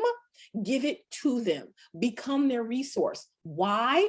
Because what's going to happen is they're going to reach out to you when they have money, because you didn't ask them for money. Elected officials get discretionary money all the time. And it is a subjective decision that they make. Who are they going to fund it to? If you are a nuisance, they are not going to give you money. But if you are a resource and you help their constituents in their communities, they're going to always take care of you. So you want to get on their newsletter, and if possible, you want to get on their website. Why? It is free advertising. You get visible. And even though it's not their intention, they're not officially endorsing you. But when people see you on an elected official's website or featured in a newsletter, I'm sorry, they kind of are. They're saying, here's this resource. You're getting free visibility, free advertising. So you want to always attend their events. If they're throwing a town hall, be there. Let them see you. Go up to them and say, hey, Commissioner, great event. My name is Amber Wynn with Amber Wynn Philanthrepreneur. Oh, yes, I saw you at the last event. Yes, thank you for putting this on. Why? Because invariably, some type of opportunity is going to come across the commissioner's desk and she's going to be like, Amber Wynn, she always shows up to my events. I'm going to give her this money. I'm going to take it too. So you want to make sure that you're very, very present for your elected officials. Here's the thing. The purpose of an elected official is to serve their constituents. If you can be a resource to help them serve their constituents, then you're helping them to do their job. Next, local business owners. Small business owners don't have really big budgets, so they've got to maximize their resources. Schedule a meeting with them, right? Tell them who you are, what you do, and when you do it. Ask them about their marketing efforts. Do you have a budget? Identify any gaps that they may have. They may not have a huge budget, but they have a little bit of budget. So give them some high impact, low cost opportunities to advertise. Let them hang a banner if you're doing an after school sports program, or if you have a multi-purpose room. Let them hang a banner in there so people can see. They may not be able to afford like the real marketing, but they can afford you, right? And if you do that for all of the local business owners in your community, you may have enough money to pay for a grant writer, or you may have enough money, to pay for a social media manager. It's the little money put together that allows you to invest in bigger things that can make you more money, right? When you get support from your local business owners, from your elected officials, you want to broadcast it. Get Constant Contact, get Survey Monkey. Is this Survey Monkey? Monkey somebody. And you create a newsletter and you say, we'd like to thank, Amber Wynn Coffee, whatever, for supporting kids and da-da-da-da-da. Guess what? When you put them out there, now they get visibility. They're going to continue to support you, right? We'd like to thank Commissioner Sanders for supporting our blah, blah, blah, blah, blah. Guess what? That makes her look good. So she's going to continue to support you. You want to write them a thank you letter. You want to put photos, send them photos of your kids so they can put in their businesses, right? A plaque on their business. This is what you're doing. You're building goodwill. You're building social capital. You're letting people get to know you, right? Same thing with other community-based organizations. Everybody's not a competitor. There are some opportunities with people doing the same things that you're doing. Listen, you may be doing tutoring and they may be doing etiquette. You may be doing etiquette and they may be doing coding. You want to partner. Funders like it when you partner. Funders don't like to fund single organizations anymore. So you want to get to know those community-based organizations. Here's the other thing. If these organizations have been in the community longer than you, 20 years, 30 years, and they're getting grants, if you can identify the gaps, let's just say, oh, I see that you're doing etiquette. Oh, you also have an entrepreneur program. Guess what we do? We teach young kids how to code. We teach young kids how to do social media. They're like, great, can we partner? So they're already getting a grant. They may write you into their grant, but you won't know if you don't know them. You won't know if you can't make a pitch if you're not out there, right? The other thing is, if you don't have space, maybe a community-based organization would allow you to use their space. I used to do that all the time as Girls Inc. Nonprofits didn't have space. I would rent out my conference room for them to have board meetings. It was a way for me to make money, right? I was going to be there anyway. And then they got to use the space. And what would happen is they'd walk around the building and be like, this is great. You guys do all of this. I need to, partner with you. And we've gotten some subawards just by renting out our space. So you want to become a resource for those community organizations in your community, because you never know if by doing that, you could get on a grant. People think, oh, they're my competitor. No, they're not. They are your neighbor. And then also public agencies, same thing. Schedule a meeting, get to know who these public agencies are, what they do. You may be able to leverage, if it's park and recs, some of their space, or hold an event there. But you want to let them know who you are, what you do, and when you do it. What type of resources do they provide? You can leverage those with your clients.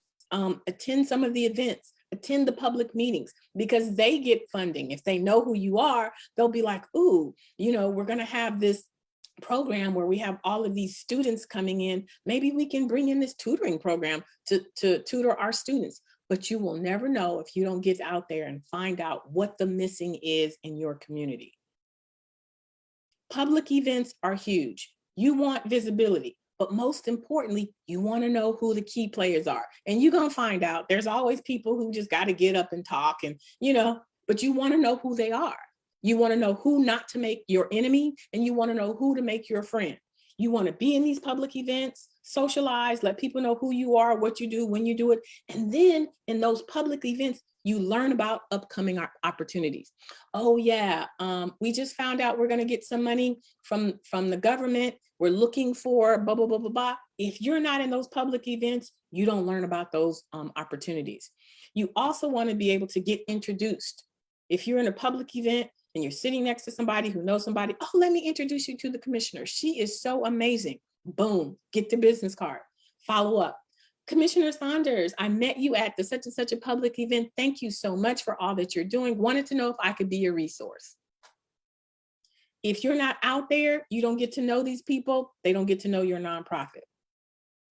Also, community meetings, right? You get to know who the key players are. Who are the people coming up to the mic? You know, who are the people getting these grants? What is going on?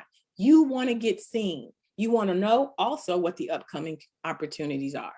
And then finally, networking mixers, right?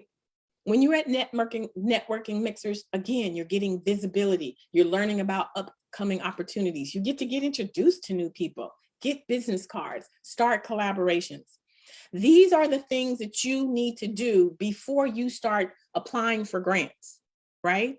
Because now people know you, they feel comfortable with having you on their grants. If you're out in the community, the funders are like, oh, I met her at 2 events. Oh, that was interesting what she was saying about her program. If they don't know you, then they won't feel comfortable with funding you if you don't have an impact. But if they've seen you at 3, 4 events, then they feel like they know you, right? Oh, that's Amber Wynn, you know. The last thing you want to do is to diversify your funding streams. And this is what we started off talking about. What else do you do besides grant writing? You want to make sure that you create stability in your organization. And the more funding streams you have, the more stability you have with your organization. But I have a question for you. How many funding streams should every nonprofit have? Let me know in the chat. Do you think they should have 1? Well, we know that's not it because I just said you need to have more than 1. Do you think they should have 3, 5, 7, or 10 funding streams? How many funding streams should every nonprofit have?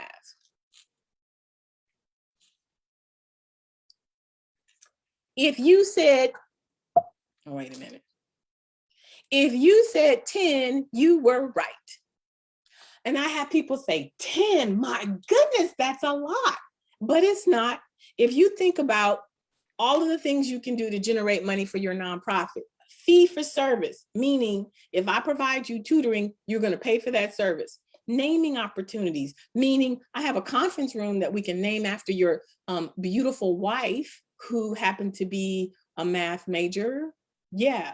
Contracts, events, in-kind donations, branded products, passive income, board dues, corporate sponsorship, grants. The reason why you want to have 10 funding streams is because you want to diversify your funding. You never want to be dependent on 1 or 2 things, because if those 1 or 2 things dry up, so does your organization. 10 funding streams. Think of it this way. If each one of your funding streams made up the total of your budget, then that's 10%. If one of those streams go away, you still got 90%. If 2 of those streams go away, you still have 80%.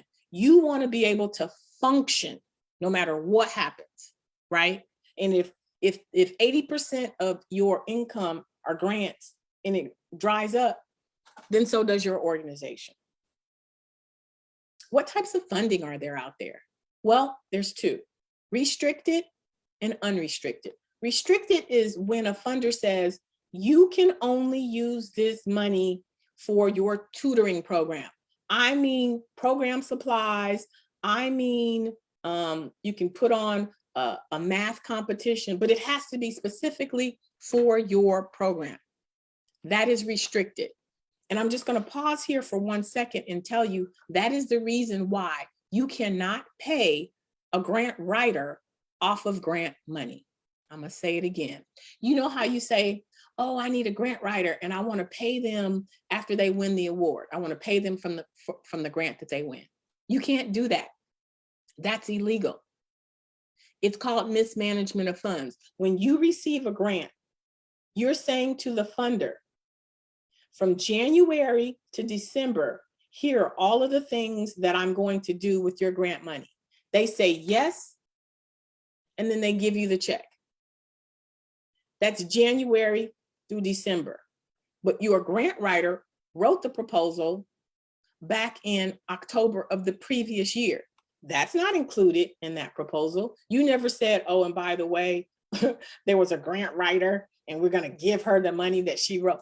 That's mismanagement of funds. So when someone says, oh, just get a grant writer to get commission from that, that is illegal. And if a funder ever found out about it, you would have to pay back all that money, because nowhere in that proposal did they say they were going to pay for your grant writer. It would be the same as asking them to pay for your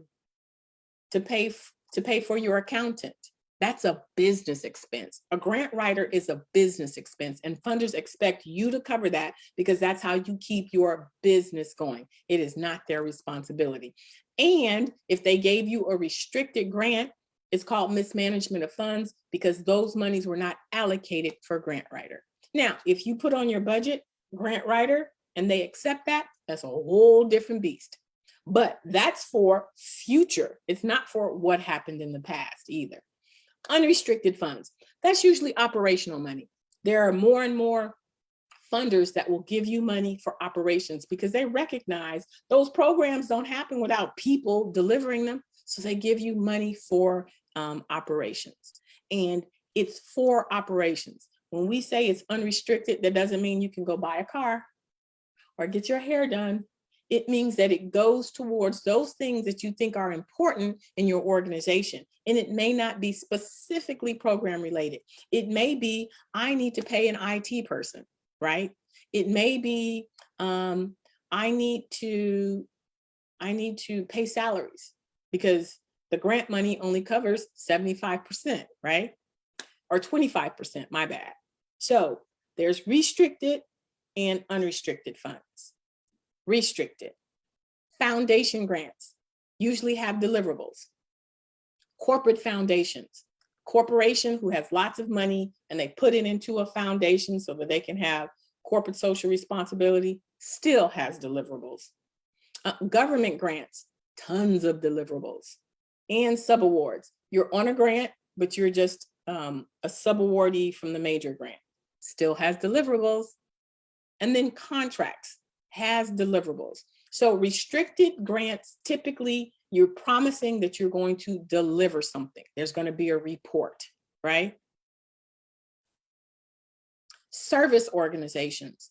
This, if you're going to go for a grant, I'm going to tell you coming out of the chute, these are the type of grants you should go for.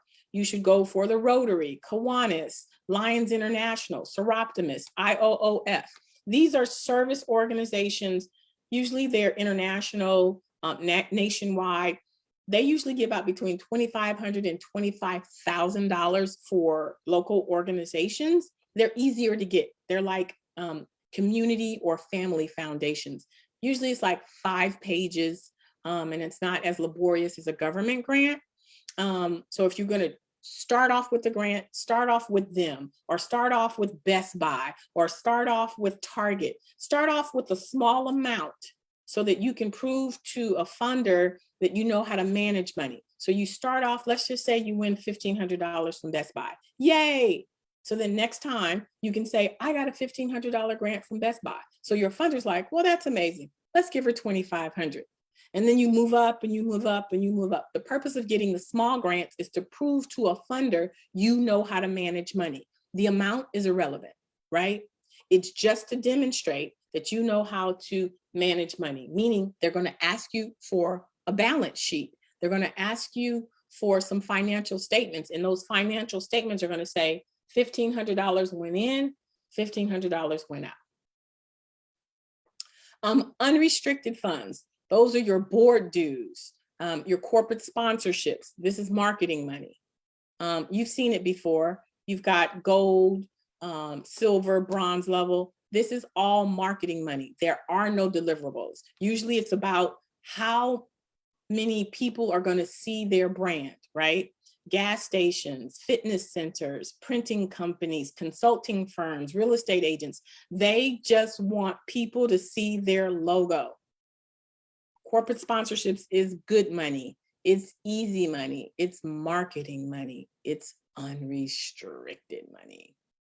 Fee for service. So if you charge someone for tutoring, and it doesn't have to be a lot of money, guys. Like this is a rule of thumb that I say for nonprofits.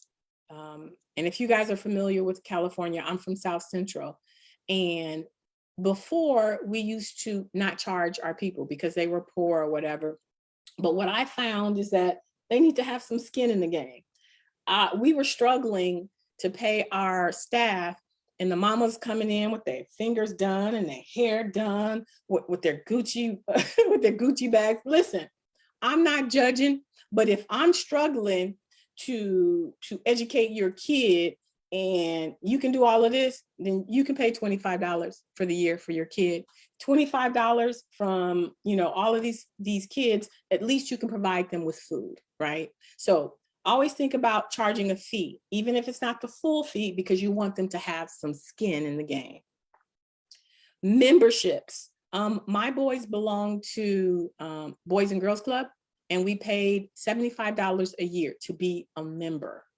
Now, that wasn't a lot, but they had 450 kids. So $75 times 450 kids, they got like $30,000 every year. And they use that unrestricted funds for field trips and, when they had issues with plumbing or whatever. So memberships are really good unrestricted dollars.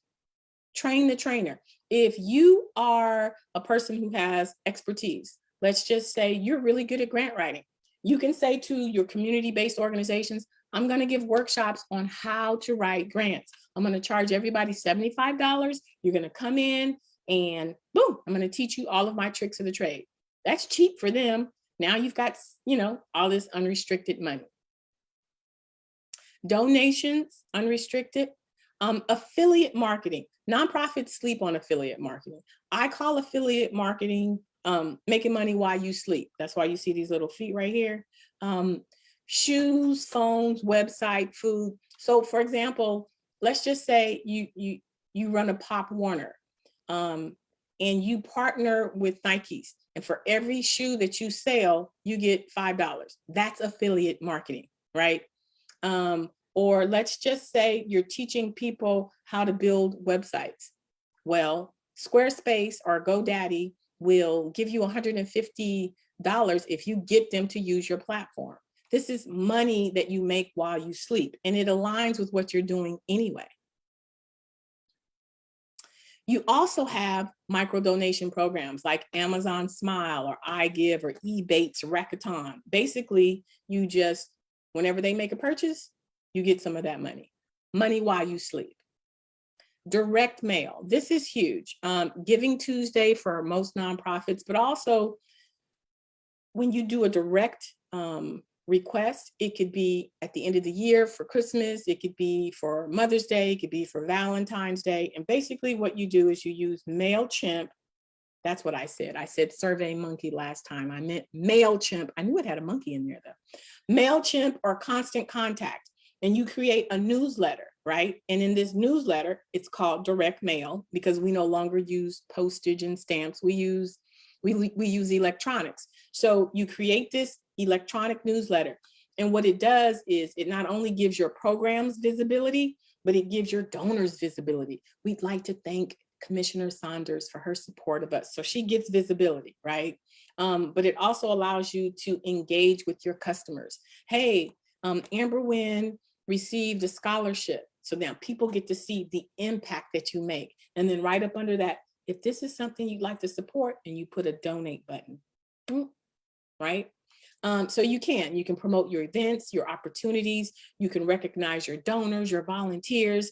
You can also promote revenue generating opportunities. Hey guys, guess what? We're going to have one of those electronic, when they recycle old phones and printers and stuff, put that in the newsletter.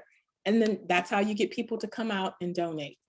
But most importantly, you also can say, We're looking for board members, seasoned board members, 5-10 years. We're looking for a program coordinator. All of this stuff can go into your direct mail campaigns.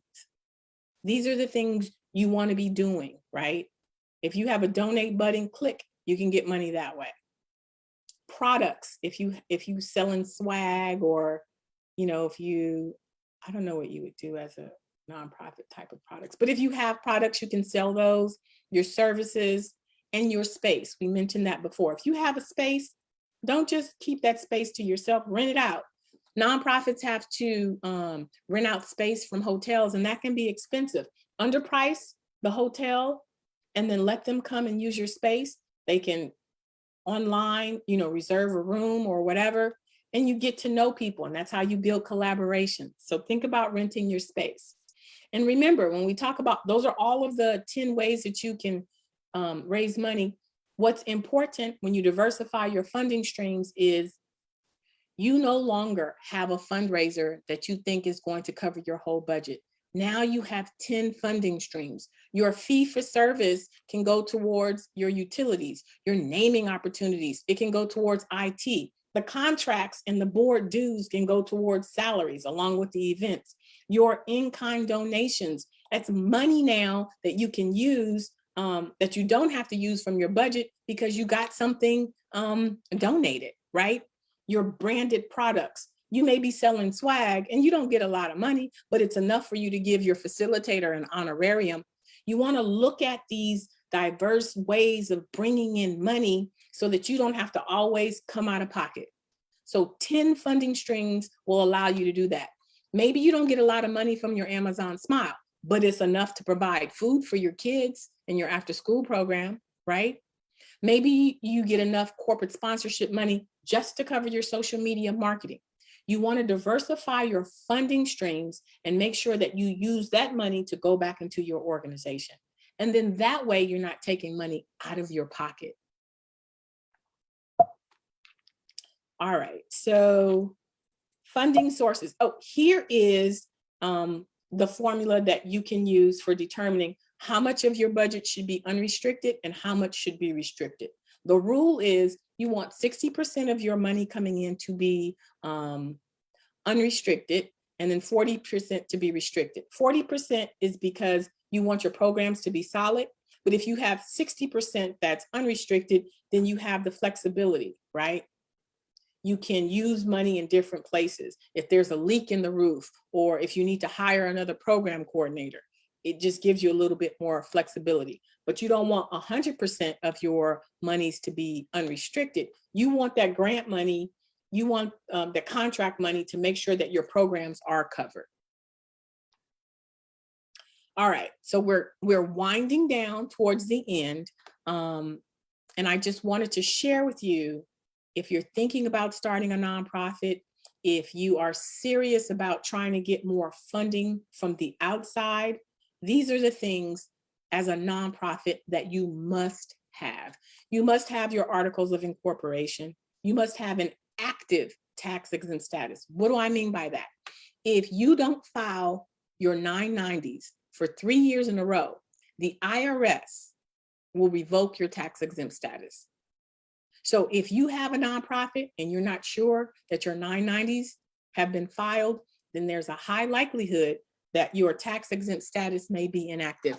And you know what I discovered? Sometimes when you write grants and you don't get funded, it's because your tax exempt status is no longer active.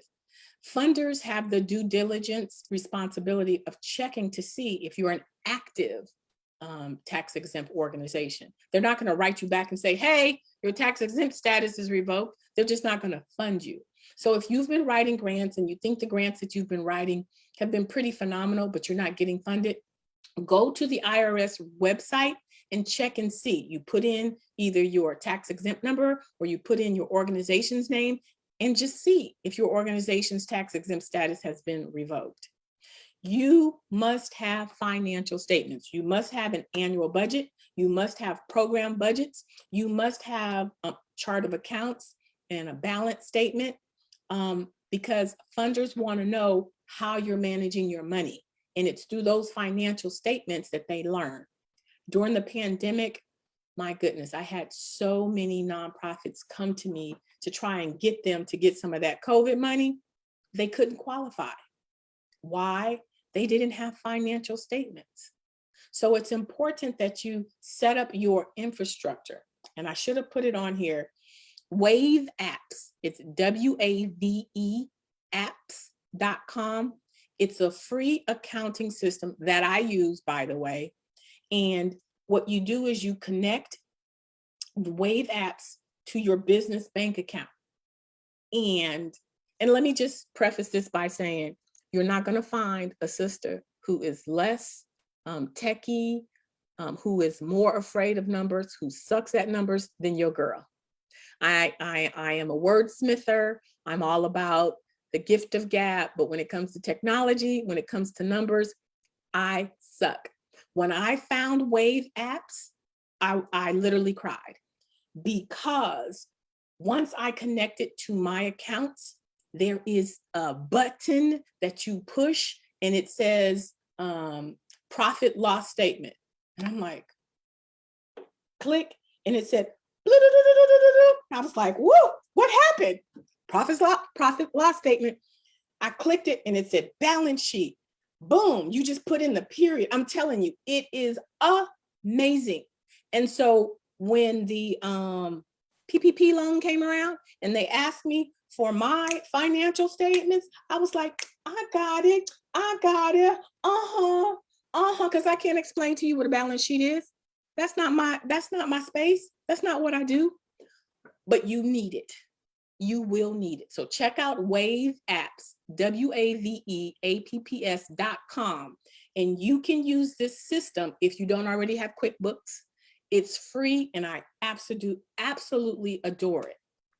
You need an active board of directors, your board approved annual budget, your Form 990, your scope of services, demographics.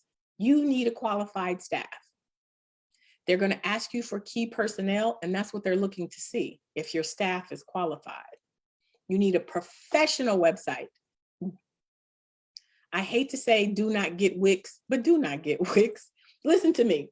As a funder, when I saw a nonprofit with a Wix website, I thought they weren't professional. Now, I've had people push back and say, well, we're a nonprofit. What do you care if it's, it shouldn't be about the services? Of course it should be. But is it? I'm going to say no. I'm going to say if somebody invested in a Squarespace site where there's not all of these ads on it, they are a professional business. I'm going to say that they have invested in their organization. And here's what I'm going to say to you. All things considered, if I have a shoddy looking website versus somebody who's got a clean working looking website and I'm giving out the money, I'm going to go with the clean looking website. You can't make me do anything other. So for us, I'm going to say, you got to look the part. You got to look the part because there are more applicants than there is money. And as a funder, we are looking for reasons to eliminate applicants. A shoddy looking website is a perfectly good reason to put you in the no pile. I'm sorry, but it's true. I have Googled organizations and I'm like, what is going on? On the website, it says, to God be the glory for all of the great things he has done. Now, listen to me, my Christians, don't come for me. I was baptized in my uncle's church, but there is a difference between a professional website and a religious one. I have it all the time. We accept everybody. I don't know that. All things considered, if there's a website without any religion and there's a website that's extremely professional and free of any potential biases, who am I going to go with? I'm just saying. Getting money is competitive, so you have to look the part. If God gave you the vision, then let your work speak for your testimony. You don't have to put it all over the website because you don't know who that person is writing the check. What if they're not Christian? I'm just saying. You need a physical address. I have so many people who put P.O. boxes as their mailing address. Listen to me. As we started off this webinar, we stated that a nonprofit is a public charity. So here it comes. Hold on. Excuse me. Sorry. A nonprofit is a public charity, and it's supposed to be a benefit for your community. If you have a P.O. box as a funder, I need to do what are called site visits. I can't do a site visit at a P.O. box. Now, can you have a P.O. box as a mailing address? Absolutely. But where is the physical address that I can come and observe your programs? That's why your website can't just have a P.O. box. I need a physical address. If all things considered, on your website, you have a P.O. box and your competitor has a physical address, who am I going to fund? Your competitor, because you are a public charity. And if you don't have a physical address and you're not doing things like all you do is do referrals, well, then people don't need to come to your facility. But if you're saying you're an after school, this or that, if you're not specifically delivering the programs on the school sites, then you need to have a physical address where the public can access you. A lot of times, I'm telling you, nonprofits get eliminated because of little bitty things like this. Here's a good one. Professional email. If your email is brighthorizons@gmail.com, no, you should have a .org. It should be Bright Horizon. It should be amber@brighthorizons.org. Does it make a difference? In the scheme of things, no. But when I have more applications than I have funding, I am looking for ways to eliminate you. And if you couldn't take the time to invest in your organization to look like a business, then I don't know if I trust you enough to invest my money in you. Same with the professional telephone. Oh, wait, professional email. I have on applications, no lie, Big Mama Big Mama 007@gmail.com. Girl, I am not going to fund you, Big Mama. Get out, right? People are like, well, that's her personal address. And well, she should have thought about that. I'm not going to fund Big Mama 007@gmail.com. Not happening, because you don't look the part. Same for your professional telephone. Google has now where you can get your own professional line. It's free if you're a nonprofit. You can get not only your domain, which is your organization website, you can get your professional email, and you can get you a telephone line. Google Suite for free, nonprofit, look it up. I'm telling you, you will get eliminated. Lastly, you want to have easy payment methods. There's nothing more frustrating than to have to download a form, print it out, and mail it in. If you're trying to raise funds, you should be able to click and let people just put in their credit card, use PayPal. All right. On your in terms of must-haves, you need to have an online presence, especially these days and times, some visibility. First thing people are going to do is Google you. So you have to have an online presence. And no, it's not enough just to have a Facebook. You have to have a website, because what a funder is looking for is your board. They're looking for your program descriptions. They're looking for your physical address, your email, and your telephone number. Those things aren't usually on Facebook. So you have to have a professional website, and you have to have it so where a funder can go and identify you. And then finally, you want to make sure that you have social proof. You want to have testimonies. Oh my God, this was the best program ever. It changed my life. You want to have measurable outcomes. And you'll have like a little graphic that says, since 200 served since 2019, right? A funder is looking for demonstrated proof that you're making an impact. These are all, Screenshot this. These are all the things you must have if you want to qualify for funding. And these are the reasons why I'm saying once you get your 501c3, it is virtually impossible for you to qualify for a huge grant. You can get the smaller grants unless you've been doing this for a while and you just decided to turn into a 501c3. But if this is just in your head in a concept, these are the things that you really, really must have. And I think, oh, this is an example of what I would take for those networking and community. Remember, I told you to go out into the community and meet the CBOs and meet the elected officials. You want to take with you a one-page summary of your organization. It's going to include your agency background, your program description, your program goals. It needs to have your contact information. You want to take it to all of the scheduled meetings with the elected officials, the community-based organizations, your local businesses, your potential funders, when you meet with your volunteers, because you want people to know about your organization. Take a screenshot of this because you want to have these areas in your one pager, right?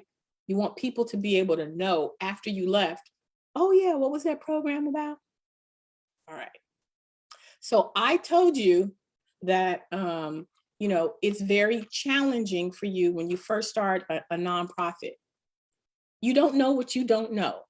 What I encourage all my people, whether you're just thinking about starting a nonprofit, whether you've been in it for a while, is to always increase your knowledge. I've been in the game for 30 years and I still participate in webinars because I'm still learning. There's always so much more to learn. I just did a webinar yesterday on donor advised funds because I'm trying to figure out how to tap into that big money. So I'm going to encourage you to increase your skills, right? Participating in webinars like this is great, but they have organizations out there, Udemy. This is out in California, the Grantsmanship Center. But Nonprofit Ready is a website that is funded by a foundation because they believe that every nonprofit founder should have access to free information. So they give you free certificates. If you look at this first one, on nonprofit essentials, it's an hour and a half. Fundraising essentials, it's 2 hours. Grant seeking essentials, it's 3 hours. But you get to increase your knowledge. So those things that you don't know, now you know, and you get to strengthen your organization. You get to prepare yourself to be the best leader ever. I am in the process of creating a membership site so that I can deliver this message in the culturally relevant manner. You're not going to get that with these types of organizations, but you will get information.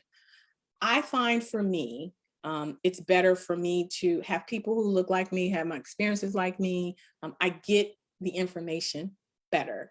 Once I have my membership set up, I'll send it out to Commissioner Saunders. She'll send it out to you guys. If any of you guys are interested, you're more than welcome. It's going to be a site where you have small little 10-minute courses. I'll be talking to you like I've been talking to you today, and you can learn at your own pace. And that's why I like Nonprofit Ready. Again, they're online and you can learn at your own pace, and they're free. Free is always good.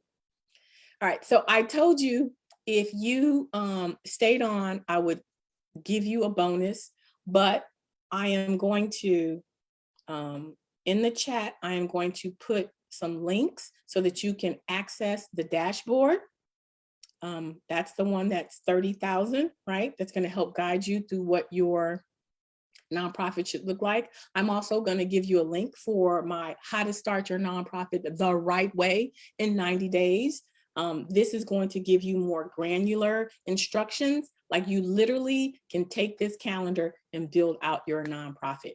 So the dashboard gives you a high level of what a nonprofit should look like. The calendar is going to give you the what, right?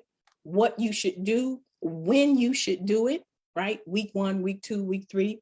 But the bonus, and then I'm also going to give you a resource bundle. You've just got gifts upon gifts. It's Christmas in May. I'm just saying, these are my 10 must-have resources, right? 10 ebooks that I'm going to give you, no matter what stage you are in your nonprofit. In it, you've got the whole 90 days success calendar, funding readiness assessment, the 4 formulas that every founder needs to fund their nonprofit. This is worth the money, even though it's for free in itself. These formulas were the formulas that I used to really generate revenue in my nonprofit.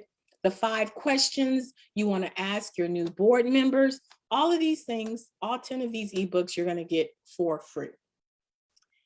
All right, we're finally here. The bonus, how to start your nonprofit the right way in 90 days or less. So as a nonprofit consultant, I help people put together their nonprofits. I help them create the first 3 columns of the dashboard. Now, as a consultant, your girl ain't cheap. So what had happened was I wanted to create an opportunity for our everyday grassroots leader to be able to get what I provide as a consultant. So today I am going to offer you a $100 discount for my workbook, How to Start Your Nonprofit the Right Way in 90 Days. What do you get in this workbook? You get exercises, prompts, swipe files, templates, quizzes. You get copy, meaning when you're going to reach out to recruit for your board members, you already have the letters. Meaning when you want to reach out for corporate sponsorships, you already have the content. You get checklists, boilerplate copies, shows you where to go to search for your name. You want to make sure no one already has your name before you start your nonprofit. Definition, free online tools. It's got waves in there. It's got all of these other free resources, links to government agencies. If you haven't already applied for a nonprofit, this workbook will give you all of the answers that the Form 1023 asks you for when you're going to file for an Articles of Incorporation, right? So all of these things you're going to get in this workbook and for $100 off. Typically, it's $349. For you, it's going to be $249. The calendar gives you the what and the when. The workbook gives you the how, right? So if you are fine with just following the instructions, the calendar will get you through building out your nonprofit. It'll tell you exactly what to do, and it'll tell you exactly when. If you're not sure how to write a mission statement, you're not sure, the workbook will walk you through how. It will give you examples, it will give you cheat sheet, information, the wording, all of that. So I believe that's it. Yes. And now, if you have any questions for me, because I've been talking nonstop, feel free to ask them. But first, I just want to say thank you. I know that's a lot of information. I know it's the end of the day, and I'm just happy that you rocked with your girl through the whole time. So if you have any questions for me, let's go. I just want to first thank you so much for this opportunity. This is information that people will have to pay to receive. And for you to be able to do this for my neighbors, my friends, my constituents, and to inform them, like I said earlier, I get a lot of questions in regards to how to start a nonprofit, how to do that, because people know that I teach on the college level. But I say, nonprofits, I have one, but that's not my anointing. We're gonna get the right person to talk about it. I can tell you how I did it, but right. To do it based on what needs to be done and the specifics, let's get someone who is proficient in that area. So I want to thank you so much. But I do want to put this disclaimer out because we do have people who dealing with elected officials. The program is through Amber, not through the commissioner. So I'm not asking, requesting for any funds. This is sorry. Yes, I should have made that clear. I apologize. You're fine. I'm not requesting any funds or anything. This is a professional that's providing her services. If you want to seek additional services outside of this video. So I want to make sure I put that out there.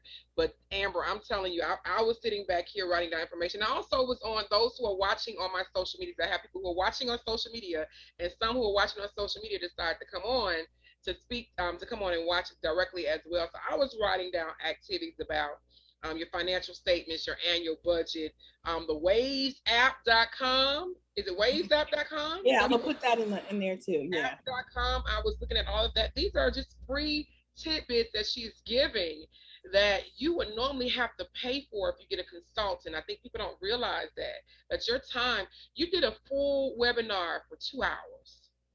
That is amazing. I'm sitting here watching, and I could teach like that too, but I'm sitting here watching it. It lets me know that you're passionate about what you're teaching. You're passionate and you're proficient in your area. So I want to thank you so much about that. And then the idea of you giving information about having that one-page summary to make sure you have that with you to give to those individuals in case you may come up with it to elected official. And just to give you some information, I don't want to hold everybody too long. Just our last board of commissioner meeting, when you said get with that commissioner, get with that elected official, we just gave away. I wouldn't say gave away. We know we got the ARPA dollars, the COVID. Of course, yes. So we just gave a nonprofit $600,000 at our last meeting, and we gave another nonprofit $400,000, and another one $200,000, and that came from your elected officials voting to give these nonprofit funding. And as Amber stated, your elected officials have access to dollars that are coming from the federal government, the state, or the local level, or people who are providing money, companies who may donate to the government who wants to give to these various industries. So unless you connect with the right people, you never know what the funding is that's available. So I want to thank you for reiterating that. And I don't know if anybody who's watching on Zoom or who's watching on the social media, if you guys have any questions, please raise your hand before we disperse. But I want you to go ahead and provide for us your social media or your information on how they can connect and contact you. Yes. So my website is www.amberwynn.net. On Instagram, I'm Amber Wynn Philanthrepreneur. What else? Facebook, Amber Wynn Philanthrepreneur. And if you guys have any specific questions for me, feel free, go on my website. There's a form you can fill out, ask me any questions. But my email address is amber@amberwynn.net. And I'm sitting here, Commissioner, and I'm so greasy. Oh my God. Yolanda on Facebook asked if you recommend Hootsuite, or is there a more economical suite package for nonprofits like Hootsuite that's for social media? So I know what Hootsuite is for social media. So she was asking, would you recommend that, I guess, in regards to managing your social media? And she also said Amazon Smiles is amazing because are you familiar with Amazon Smiles? Yeah. If you have Amazon Smile, listen. I'm an Amazon shopper. I'm telling you. That's what I was just gonna tell you. If I should have got stock in Amazon during this pandemic. For those nonprofits who were connected to Amazon Smile, they cleaned up off of that. Yeah. Yes. And so if you know somebody who's an advocate Amazon shopper, you give them your Amazon Smiles link. Every time they purchase on Amazon, they're donating money to your nonprofit. Just that easy. So money while you sleep. Money while you sleep. That's the best type of money. But thank you so much. I really appreciate this opportunity and this time. I want to thank you for coming in to speak to all of everybody who's on here. I see the people watching. If you have a question, it's your opportunity, because after this, Amber is on a I would have to say a retainer. So you better ask her right now, okay? So, Commissioner, I dropped in the links for the must-have bundle and the free calendar and dashboard. Can you copy it and put it into your social media so your rest of your listeners can have access to that? I just did that, so I made sure that I copied that in here. So I would definitely share that information with everyone. And also, this will be on all of my social medias. It was posted in a lot of social media groups. I will re-upload it to the YouTube so people who are watching. So you're going to have an array of people actually looking at this information. So thank you again, Amber. Is there any final words? Oh, wait, I see something in the chat. Somebody just posted something. No, she just said thank you. You're welcome, LaShawn. Thank you so much for tuning in. I would just like to say, in all of your giving, give to yourself. And the best way to give to yourself is to set your nonprofit up so that you don't have to struggle. That's why I'm here today. If you are self-funding your nonprofit, the information that I shared with you today should help you get back on track. But if you're thinking about starting a nonprofit, start it off the right way. Use that 90-day calendar to guide you. Like, you don't have to buy nothing from me. You really don't. You can use that calendar, and it's going to just get you through all of the confusion, the overwhelm, and it's going to help you start your nonprofit the right way. Amazing. Thank you so much, Thank you. Amber, and all those who are watching. Again, this is Amber Wynn, the Philanthrepreneur, providing you information, Nonprofits 101, telling you how to start your nonprofit the right way. Right way. Not to get Pookie and them and your family members to be on your board, because you know they are not going to a corporation to ask for funding. Right. They're not. They're So not. sure, we do right by servicing the community. That's all about servicing the community. That's what nonprofits are for, servicing the community. Just like elected officials, it's our job to be public servants. So with you actually providing the service, as you stated, Amber, you make our jobs easier because you already provide the service, and we could partner with you to assist, which will also help in both ways. So thank you again, those who are tuning in. Thank you so much for tuning in. And also, just make sure you follow Amber, all of her networks. Share this video. Those who are watching on social media, follow Amber on all her social networks. Reach out to her, utilize her services, and all those great things. Again, thank you so much, Amber. You have a great day, everyone. Bye, everybody. Thank you.